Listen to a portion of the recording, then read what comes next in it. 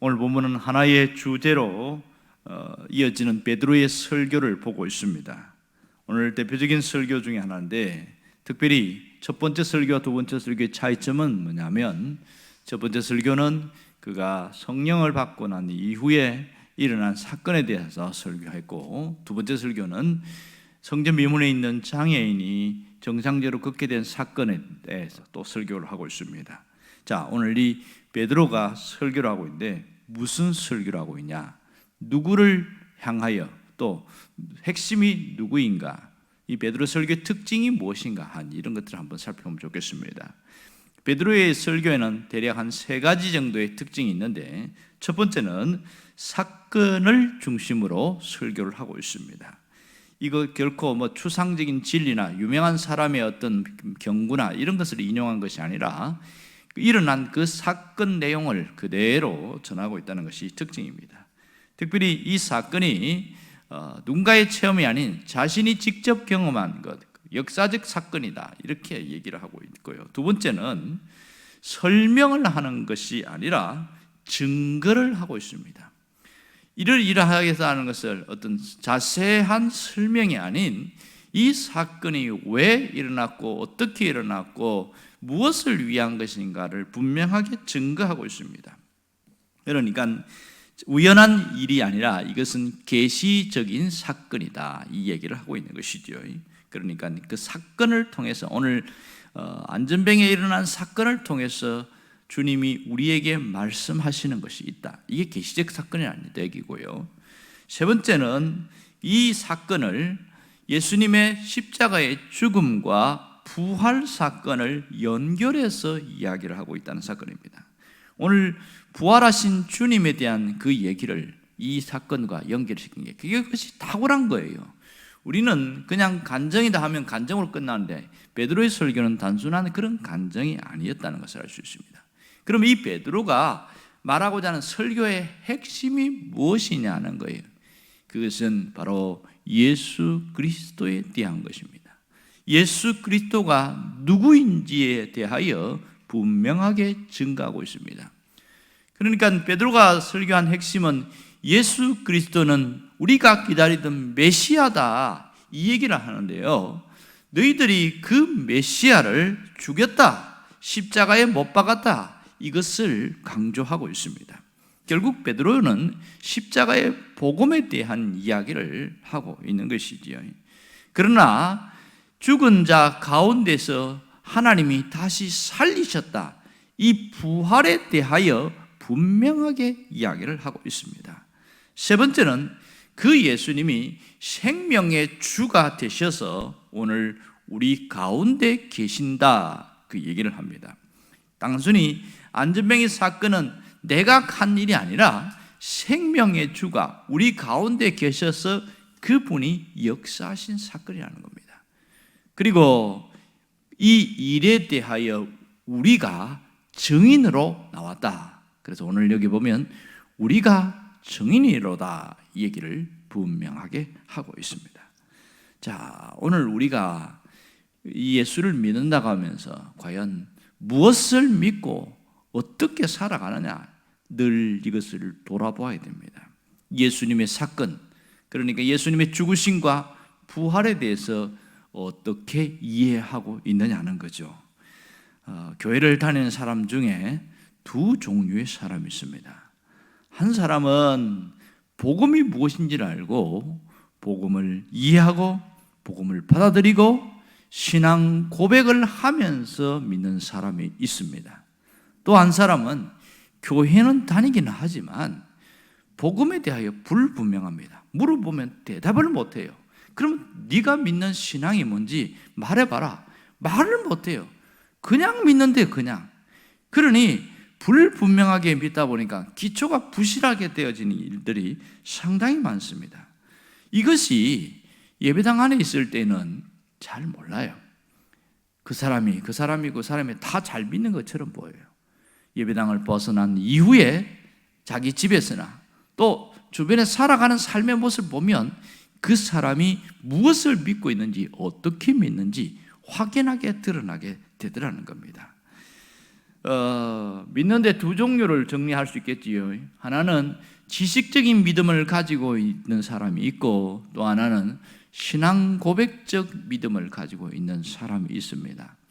지식적 믿음을 갖고 있는 사람도요, 똑같이 예수님에 대해서 알고 물어보면 대답을 합니다.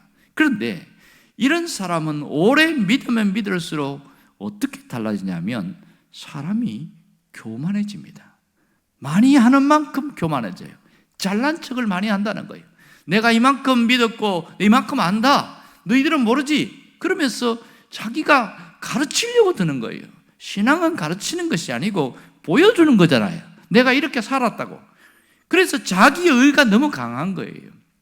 내가 믿는 것이 전부인 양 그렇게 살아가는데, 소위 잘못된 것을 믿으면서도 바른 것이라고 생각하는 내가 복음이 너무 강해요. 내가 복음이. 성경에 있는 마태, 마가, 누가, 요한복음만 있으면 되는데 그 중에 자기가 쓴 복음이 있는 거예요. 내가 생각하는 것이 내 생각이 복음이라고 생각하고 그렇게 믿어버리니까 신앙이 그만 삐뚤어지는 경우가 굉장히 많습니다. 그것이 사람들 사이에서 안 좋은 영향을 끼치고 있고 그렇게 나타나는 경우가 굉장히 많습니다. 그러나 신앙 고백적 믿음을 가진 사람은 똑같이 믿는데 뭔가 달라요. 뭐가 다른지 아세요? 복음이 무엇인지를 알고 복음을 이해하고 복음으로 살아간다는 사실입니다. 그 복음, 그러니까 내 뜻보다는 주님의 뜻을 더 우선시하고 내 생각보다는 하나님의 생각을 더 붙들고 살아가는 거죠. 하나님의 생각이 어디에 있습니까? 말씀에 있잖아요. 아무리 내 생각이 오라도 성경에서 아니다 그러면 내 생각을 지워버리는 거예요. 이게 바른 신앙 아니겠어요? 이렇게 순종하면서 살고 주님의 증인된 삶을 살아가더라는 겁니다. 하나님은 우리가 어떤 자가 되기를 원하실까요? 복음이 무엇인지를 분명히 깨닫고 그 복음의 증인이 되어서 살아가기를 원하고 계십니다. 이것이 하나님의 뜻이에요. 그렇다면 우리가 오늘 이 베드로의 모습을 가만히 보면 좋겠습니다. 정말 베드로는 자신이 부활하신 그 주님을 만나고 성령을 체험한 이후에 그가 마지막까지 목숨을 다하여 증인된 삶을 살았던 것을 보고 있습니다. 그 중에 오늘은 새로운 체험을 한 이후의 사건에서 여전히 동일한 모습으로 나타나고 있는데, 오늘 십자가의 사건을 분명히 이야기하면서 그 십자가의 증인으로 오늘 나타나고 있습니다. 우리가 이 부활 사건, 십자가 부활 사건이 바로 그것이 내 사건이 되어야 됩니다. 오늘 예수의 죽으심이 죽으셨나 보다, 얼마나 힘들었을까, 그러면 아무것도 아닌 거지요. 그분이 죽었는데 내가 그분 때문에 살아났다는 것에 대해서 뼈저리게 느껴지고, 내가 다시는 예수님을 십자가에 못 박는 그런 일이 없어야지, 그렇게 되어져야 이게 신앙 사건이 되어지는 거죠. 예수님의 십자가의 죽음 위에 나도 죽었다고 믿고 고백하는 것이 그게 신앙 사건입니다. 갈라디아서에 분명히 이야기하고 있는데, 예수님이 못 박힐 때에 나도 함께 거기에 못 박혀 죽었다, 그것을 믿고 고백하는 것이지요. 오늘 이 사건이 신앙화되어야 내가 죽은 자로 살아가고 그리스도에 대해서는 산 자로 여기면서 살아가는, 이것이 되어져야 된단 말입니다. 그래야 신앙인으로서 온전히 살아갈 수 있게 되어지는 겁니다. 오늘 베드로가 뭐라고 이야기합니까? 그 현장에 있는 사람들에게 너희가 빌라도가 놓아주기로 결의한 이것을 알고 있지 않느냐? 다 알고 있겠지요. 가까이 있는 사람들이니까. 그런데 예수님을 유다가 팔았고 가야바가 고소했고 빌라도가 승인을 해서 십자가에 죽게 했다. 그걸로 끝난 것이 아니라 로마 군인들은 채찍질하면서 희롱을 하였다. 그러나 여기서 한 걸음 더 나가 너희들도 동조했다, 이 얘기를 하고 있습니다. 그 얘기 오늘 보면 13절에 보면 너희가 그 앞에서 거부하였으니 빌라도가 놓아주기로 한 것을 거부했다. 이 말은 십자가에 못 박는 것을 동조했다는 뜻입니다. 몇몇 사람들의 주장에 의해서 예수를 십자가에 못 박으러 갈 때에 그냥 구경만 하고 있던 사람들, 그 사람들도 동조한 사람들이다, 그 얘기를 하고 있는 거예요. 놀라운 사실은 그 십자가 사건을 두고 이들이 마음에 찔려서 변화가 된 사건들이 오늘 여기에 나타나고 있습니다. 정말 그 십자가 사건은 바로 나의 사건이고 내 삶을 바꾸는 사건이라는 것을 알아야 됩니다. 내가 죽은 것을 믿는다면 그리스도와 함께 살아갈 것을 믿어야 되고 함께 살아야 한다는 겁니다. 그것이 부활 사건이에요. 왜? 그분이 십자가에서 죽으셨다가 살아나셨기 때문에 우리도 다시 한번 부활한다는 겁니다. 우리는 죽은 이후의 부활만 생각하니까 우리의 삶에 변화가 일어나지 않아요. 부활을 믿는다면 부활의 증인이 되는 것이 맞거든요. 내가 이 부활의 사건이 부활 신앙이 되어야 하고 부활의 증인이 되는 것, 이것이 신앙으로 살아가는 사람의 모습입니다. 단순히 부활의 사건이 부활절날 그때 예수님 부활하셨다는 걸 믿습니다, 그걸로 끝나는 것이 아니라 그 이후에 우리 삶 속에 끊임없이 내가 부활의 증인되어서 그렇게 살아가는 거예요. 그게 대단히 중요한 거 아니겠어요? 15절에 보면 오늘 유명한 이야기를 하고 있습니다. 생명의 주를 죽였도다. 그러나 하나님이 죽은 자 가운데에서 그를 살리셨다. 이 얘기를 하고 있습니다. 죽은 자 가운데에서 살리신 그분이 지금도 살아계신다는 사실입니다. 베드로가 강조하는 게 뭡니까? 이 단순히 안전병이가 일어난 사건은 그분이 살아계신 것의 증거라는 것이요, 내가 일으킨 것이 아니라 부활하신 그분이 우리와 함께 계시고 살아계셔서 그분이 직접 역사에서 이 사람을 일으킨 것이다. 이걸 알아라, 그 얘기를 하고 있는 겁니다. 오늘 우리가 이 사건을 안다면 내 삶 속에도 살아계신 주님에 대한 분명한 이해가 있어야 됩니다. 이 초대교회에 있는 신자들은 세 가지를 분명히 믿었습니다. 하나는 부활하신 그리스도, 그분이 살아계셔서 역사하신다, 살아계신 그리스도. 또 하나는 그분이 다시 오신다, 재림하시는 그리스도. 이 사건이 그들에게 있었습니다. 그러므로 늘 삶 자체가 신앙으로 살아가고 마지막 죽음도 신앙으로 살다가 죽는 거예요. 이게 대단히 중요한 것이죠. 주님이 부활하셨기 때문에 나도 육체의 부활뿐만 아니라 내 정신도 부활하고 내 삶 자체도 새롭게 소생하는 부활의 사건이 되어지고, 그것이 신앙으로 되어질 때에 모든 만물을 새롭게 하는 겁니다. 그분이 지금 내 속에서 역사하시잖아요. 우리 삶 가운데 역사하잖아요. 그러면 내가 생각하는 것이나 내가 마음먹는 것이 달라져야 된다는 거죠. 마지막 주님이 오실 것을 생각하고 산다면 오늘이 마지막 날인 것처럼 살아가는 거예요. 그것이 종말론적 신앙이거든요. 내가 마지막 날인 것처럼 살아가면 그렇게 의형부형 대충 그렇게 살아가겠냐는 거예요. 내가 나이가 많고 늙어서 할 일이 없다. 할 일이 없는 게 아니라 하나님이 우리를 부르실 때는 분명한 목적이 있는데 자꾸 그 목적을 잃어버리고 놓쳐버리고 살아가고 있는 거예요. 아무것도 할 일이 없는 것은 아무도 없습니다.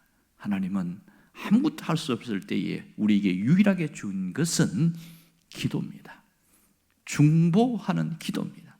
다른 사람을 위하여 기도하고 하나님 나라를 위하여 기도하고 교회를 세우는 일을 위하여 기도하고, 이 기도하는 그 일에 집중하고 그것이 내가 신앙으로 살아가고 현재 살아계신 주님의 역사를 내가 경험하게 되어지는 겁니다. 그저 내 삶 속에, 내 형편 속에 나만 위해서, 내 자녀를 위해서 그걸로 하는 건 너무 편협하고 너무 작은 모습이라는 거죠. 좀 더 기도의 폭이 넓어지기를 원합니다. 오늘 우리가 어떻게 살아야 되느냐? 죽음 너머의 부활을 믿고 부활의 능력으로 살아가야 합니다. 여러분, 생사의 문제에 대해서 사람들이 예수를 믿는다고 하면서도 세 가지 방향을 갖고 있는 거 아세요? 일반적으로는 사람들이 이렇게 생각해요. 하나는 죽음을 부인하면서 살아가는 사람입니다. 내가 왜 죽어? 이러면서 안 죽을 것처럼 하면서 살아가는 사람이 있다는 거죠. 또 한 사람은 죽음을 향하여 살아가는 사람이 있습니다. 죽는다는 것을 인정해요. 그래서 어차피 죽을 것인데 이러면서 부정적인 마음이 있어서 노세 젊어서 노세. 그래서 내가 실컷 놀고 즐기고 먹고 어차피 죽을 거니까 그렇게 하면서 부정적으로 살아가는 사람이 있습니다. 그러나 세 번째는 생명을 향하여 사는 사람이 있습니다. 내가 죽는 것도 알아요. 그러나 죽음 이후에 생명이 다시 살아난다는 것을 알고 그렇게 믿고 가기 때문에 오늘 하루의 삶이 달라지는 것이요. 그것이 바로 부활의 주님을 믿고 부활의 능력으로 살아가는 사람의 모습입니다. 분명히 죽는 걸 알면서도 지금 내가 다시 살아날 것을 믿는 그 생명을 향해서 가고 있는 겁니다. 이것이 현재적 부활에 대한 체험이에요. 현재적 부활에 대한 체험. 부활하신 주님이 내 안에 계시면서 생명의 변화가 일어나고 내 삶의 변화가 일어나고 그래서 놀라운 하나님의 역사를 보게 되어집니다. 이렇게 믿으면 뭐가 달라진지 아세요? 늘 부정적이고 늘 비관적이고 늘 폐쇄적이고 이런 생각들이 들어왔다가 쑥 빠져나가는 겁니다. 어둠이 밀려왔다가 싹 밀려나가요. 환해지는 겁니다. 주님이 계시는데, 주님이 함께 하시는데 생각 자체가 달라지고 마음가짐 자체가 달라져요. 이게 부활하신 주님과 함께 살아가는 사람의 모습입니다. 여러분이 이런 신앙의 모습으로 온전히 세워지기를 간절히 바랍니다. 기도하겠습니다.